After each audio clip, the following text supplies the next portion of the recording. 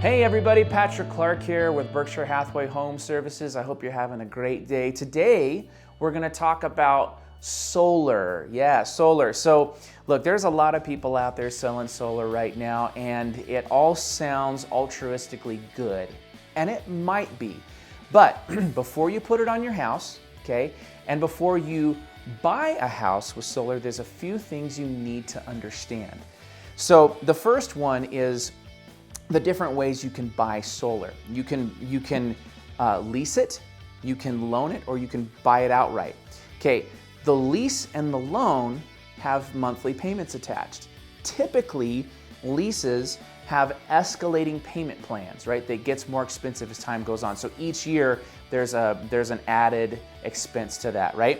Which is interesting because the expense goes up and the efficiency goes down. Kind of interesting, isn't it? Okay, the loan is just a fixed payment. Loans are loans. They have typically just they're amortized over a certain period of time. Typically on a solar, it's about 20 years. Or you can just buy it outright if you want to. That's also an option. If you loan it or you buy it outright, you are technically the owner. And you need to understand what your responsibilities are for maintenance on the panels and who's responsible if something goes down, right? So if it's leased, typically, again, check your lease terms, but if it's leased, typically the the solar company that you're leasing it from is going to take care of the maintenance. If the panels go down, if the inverters quit working, guess what? Out with the old, in with the new, and you're ready to go. If it's loaned, they may still do that depending on their warranties, but typically, if it's owned, you're on the hook.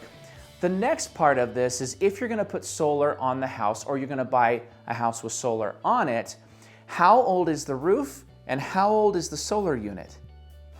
Why is that important? Well, because when you put that solar unit on, you are going to have somebody come take it off if there's work that needs to be done on the roof.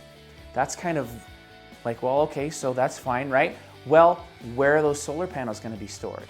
Who's going to take care of that? How much does it cost? Okay, so not a bad thing if you've got them on there. You just need to understand there could be additional expenses if you are going to have an overlap in the usable age of the roof and the usable age of the solar panels. Okay, so those are just a couple things to think about with solar. Finally, I almost forgot, the last thing is, what is the per kilowatt hour buyback that the electric company is going to buy the solar production when you have extra? What's the rate they're going to buy that back at?